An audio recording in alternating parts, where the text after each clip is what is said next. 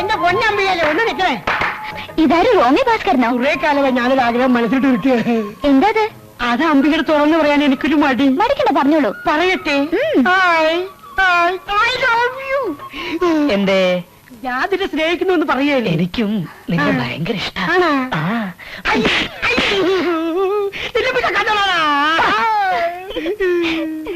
വല്ലാത്തൊരു ജന്മം തന്നെ ഈ റോമിയോ. എങ്ങനെ ഉണ്ടായിരുന്നു എന്റെ അടി? അയാൾ തിരിച്ചു തല്ലാതിരുന്നത് ഭാഗ്യം. ഒന്ന് പോടി. അയ്യടാ, വേറെ എന്താ ഭാസ്കര, കാലത്ത് തന്നെ ഒരു വ്യായാമം. പലവർക്കും പ്രേമലേഖനം കൊടുത്തോ? കൊടുത്തില്ല, അതിനു മുമ്പ് കിട്ടി. എന്ത് തല്ലി? ആരാ കക്ഷി? നാരായണ തലയുടെ മോള് അംബിക. തല്ലിയത് വഴികെട്ടു. അവര് തമ്മിലുള്ള കല്യാണം ഉറപ്പിച്ചിരിക്കല്ലേ, അതിനിടയ്ക്ക് നീ ചെന്ന്. ആ കുട്ടിയെ എനിക്ക് ഇഷ്ടാ. അപ്പൊ തങ്കമണിയോ? അതിനെ എനിക്ക് ഇഷ്ടാ. നീ കൊള്ളാലോ. ഇതില് ഏതെങ്കിലും ഒന്നിനെ എനിക്ക് തരപ്പെടുത്തി തരാമോ വൈദ്യരെ? വഴിയുണ്ട്, പക്ഷെ കുറച്ച് പണം ചെലവാകും. പണം എത്രയായാലും വേണ്ടില്ല. എന്താ വഴി? വശീകരണ കഷായം. വശീകരണ കഷായോ? വശീകരണ കഷായം ഇഷ്ടപ്പെടുന്ന പെൺകുട്ടിയുടെ മുമ്പിൽ വെച്ച് തന്നെ കുടിക്കണം. പിന്നീട് നീ എന്തു പറയുന്നുവോ അതവൾ അനുസരിക്കും. ഒന്ന് പെട്ടെന്ന് ശരിയാക്കിട്ടോ വൈദ്യരെ. ആദ്യം പണം, പിന്നെ കഷായം.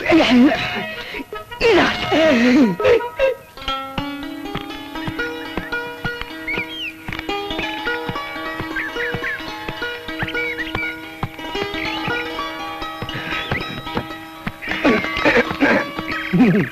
എന്താ എന്നെ കണ്ടിട്ട് പ്രത്യേകിച്ച് വല്ലതും തോന്നുന്നുണ്ടോ? ഉണ്ടല്ലോ. എന്താ അത്? ഇച്ചിരി വട്ടാണെന്ന് തോന്നുന്നു. ഉണ്ടല്ലോ, എല്ലാ കാമുകന്മാർക്കും വട്ടാണ്. അതൊരു ലോക സത്യമല്ലേ? കാമുകനോ? ആര്? ഞാൻ അംബികയുടെ. അയ്യടാ, പ്രേമിക്കാൻ പറ്റിയൊരു മോന്തേ. പോകരുത്, കുറച്ചു സമയം കൂടെ ഒന്ന് കഴിഞ്ഞോട്ടെ. മരുന്നിന്റെ ഫലം അറിയാൻ പോകുന്നതേ ഉള്ളൂ. മരുന്നോ? അംബിക എന്റെ പെണ്ണായതുകൊണ്ട് പറയാം, ആരോടും പറയരുത്. വശീകരണ കഷായം.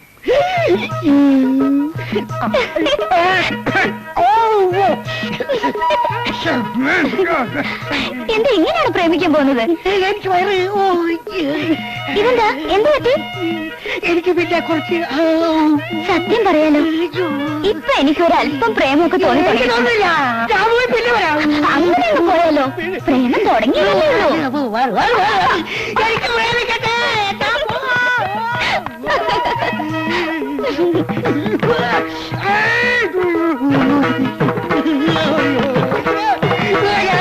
കാണില്ല, കണ്ടാ പ്രേമിക്കൂല. പ്രേമിക്കാൻ പോലും തിരിച്ചു കൊടുക്കും.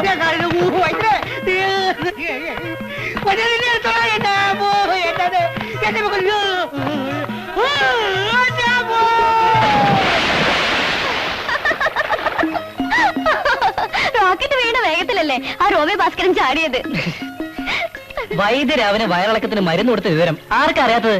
ഏതായാലും ഇനി അവൻ അംബികയെ ശല്യം ചെയ്യില്ല. ഇടയ്ക്കിടയ്ക്ക് ശല്യം ചെയ്യാൻ ഇവിടെ വേറൊരാളുണ്ടല്ലോ. എന്റെ അച്ഛനും അച്ഛമ്പങ്ങളായ നിന്റെ അമ്മയും കൂടി നമ്മുടെ കല്യാണം ഉറപ്പിച്ചിട്ട് നിന്റെ വയസ്സിന്റെ അത്രയും കാലായി. ഇനിയുള്ള കാലം കൂടെ ഈ ശല്യക്കാരനെ സഹിച്ചേ പറ്റുള്ളൂ. അതൊന്ന് മനസ്സിലിരിക്കട്ടെ. നമ്മുടെ കല്യാണം ഒന്ന് കഴിഞ്ഞോട്ടെ, ശരിയാക്കി തരുന്നുണ്ട് ഞാൻ. അതിന് നിന്റെ പെൺകോന്തൻ തന്തയല്ല ഞാൻ. ദാമ്പത്യ ജീവിതം എങ്ങനെ വിജയിപ്പിക്കാമെന്ന് വിശദമായി ഞാൻ മനസ്സിലാക്കിയിട്ടുണ്ട്. എങ്കിൽ എന്റെ ഭാവി പറഞ്ഞെന്ന് കേട്ടോ. മറ്റന്നാൾ എന്റെ പിറന്നാള്. എനിക്ക് എന്താ തരാൻ പോണേ? ഒരു ചൂട് മുത്തം തരാം. അയ്യേ, നാണല്ലേ മണിയേട്ടന്? എനിക്കൊരു വെള്ള മുത്തുമാല വാങ്ങിച്ചു തരോ? എന്തിനാ മുത്തുമാലയാക്കുന്നത്? ഒരു സ്വർണ്ണമാല തന്നെ വാങ്ങിച്ചു തരാം എന്ന് ഞാൻ ഇപ്പൊ പറഞ്ഞ അതൊരു അധിക പ്രസംഗമാവും. അതൊക്കെ കല്യാണം കഴിഞ്ഞിട്ട്. മുത്തുമാലയാണെങ്കിൽ ഒന്നല്ല, ഒരാറെണ്ണം ഞാൻ വാങ്ങിച്ചു തരാം. 6 എണ്ണം വേണ്ട, എനിക്കൊന്നും മതി. നേരം കുറേ മണിയേട്ടാ, അമ്മ അന്വേഷിക്കുന്നുണ്ടാവും. കുറച്ചു നേരം കൂടെ ഇരിക്കുന്നു. അമ്മ അറിയാലോ മണിയേട്ടന്. ഞാൻ പോട്ടെ. മറ്റന്നാളേ മാല വേണോട്ടോ. പിന്നെ ഇവിടെ പ്രേമിക്കാൻ മുത്തുമാല വേണം, മുത്തുമാല വാങ്ങിക്കാൻ പണം വേണം, പണത്തിന് മോഷ്ടിക്കണം.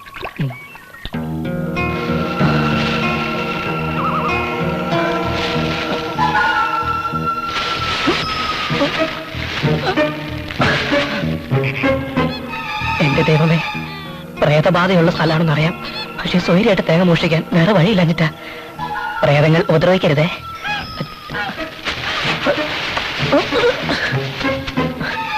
വഴി പേര് തെങ്ങിന്റെ മുകളിലൊന്ന് കേറുക. രാത്രി ആയതുകൊണ്ടൊന്നും കാണാനും പറ്റുന്നില്ല. ടോർച്ച് എടുക്കാൻ മറന്നുപോയി. പകലൊന്ന് നോക്കി വെക്കായിരുന്നു. ആ ഇനിയിപ്പോ ഈ തെങ്ങിന്റെ മുകളിൽ തന്നെ കയറാം.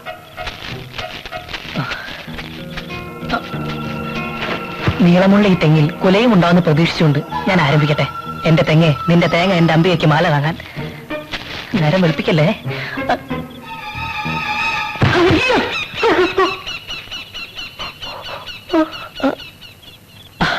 തേങ്ങയായിരുന്നു. പേടിപ്പിച്ച് കളഞ്ഞല്ലോ ഇഷ്ട. ഓ, തലേനെ വീഴാഞ്ഞ ഭാഗ്യം. കൊള്ളാലോ. ഇതിന്റെ മുകളിൽ മൊത്തം സൈസ് ആണെങ്കിൽ എന്റെ അമ്പയ്ക്ക് മുത്തുമാല.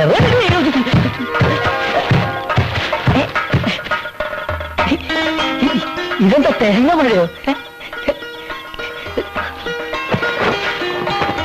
ഏതായാലും ഇന്നത്തെ പണി കുറഞ്ഞു കിട്ടി. തെങ്ങാണെങ്കിലും മനസാക്ഷിയുണ്ട്. ഇന്ന് ആരെ കടയേണ്ടത്? നാളെ അവിടെ തന്നെ കാണിക്കണേ.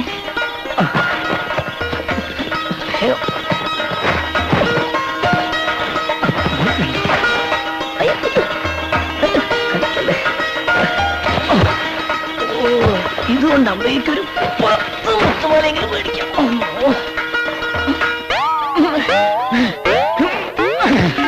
അയ്യോ, നടുപോയി. കാണുന്നില്ലല്ലോ. അയ്യോ, എവിടെ പോയി? ഞാൻ താങ്ങിട്ടില്ലേ? ദൈവമേ, ഇവിടെ പ്രേതബാധയുള്ള സ്ഥലമാണെന്ന് മുത്തശ്ശി പറഞ്ഞത് നേരായിരിക്കോ?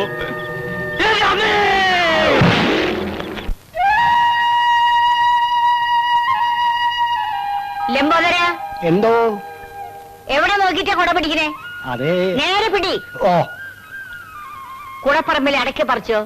ആളെ ഏർപ്പാടാക്കിയിട്ടുണ്ട്. ആളെ ഏർപ്പാടാക്കിയ പോരാ, ശ്രദ്ധിക്കണം. ഓ, കഴിഞ്ഞ മാസത്തെ തേങ്ങ വിറ്റോ? ഇല്ല. എന്തേ? കൊടുത്തിട്ടെന്തിനാ? 2 തേങ്ങ കൊടുത്ത ഒരു ചെറുനാരങ്ങ വാങ്ങിക്കാൻ പറ്റുമോ? തമാശ വേണ്ട. വേണ്ട. കുഞ്ഞനന്ത വാടക തന്ന പണത്തിൽ 75 പൈസ കുറവുണ്ടല്ലോ. അത് ഞാൻ എന്ത് ചെയ്തു? അതിന് ഞാൻ ബീഡി വാങ്ങിച്ചു. എന്നോട് ചോദിക്കാതെ ഒന്നും ചെയ്യരുത് ഞാൻ പറഞ്ഞിട്ടില്ലേ? ഉണ്ട്. ആ 75 പൈസ എനിക്ക് തിരിച്ചു തരണം. ഞാൻ എവിടെ നിന്ന് തരാനാണ് നാരായണി? അടുത്ത മാസം ചെലവ് കാശിന് കുറച്ചോ? ലംബോദര, എന്തോ?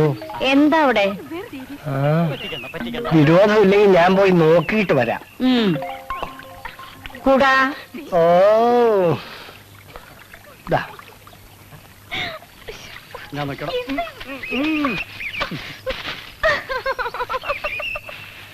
ഇങ്ങോട്ട് ഓടല്ലേ?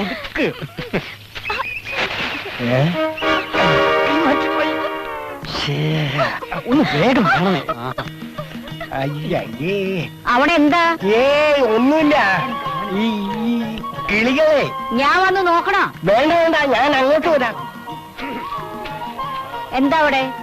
കല്യാണം കഴിഞ്ഞിട്ട് ഇത്രയും കാലമായിട്ടും എനിക്ക് തരാൻ കഴിയാത്ത ഒരു സാധനം നമ്മുടെ മോൻ മറ്റൊരാൾക്ക് കൊടുക്കുന്നു. എന്താ അത്? ചുംബനം. അച്യുതാ, രണ്ടുപേരും ഇവിടെ വാ.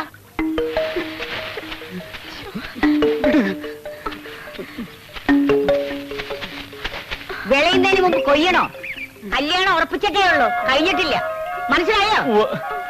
താലി കെട്ടുന്നതിന് മുമ്പ് ഇനി ഇത് ആവർത്തിച്ചാൽ പോയിക്കോ. നിക്കവിടെ. അച്യുതൻ അതിലെ, തങ്കമണി ഇതിലെ.